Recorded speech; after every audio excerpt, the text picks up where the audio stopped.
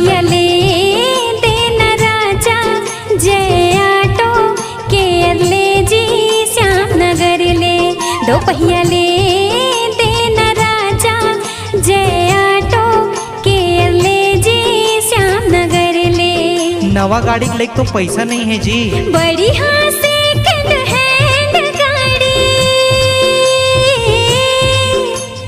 वाजिब दाम में मिलते हाँ जी। तो ओकरो पर पैसा तो लागिच ना जी। त चलना करा ले धन बड़ी हाँ फाइनेंस ना। ऐसे तो चल जय ऑटो आके जी दो पहिया ले जाना। दो पहिया ले धन रानी जय ऑटो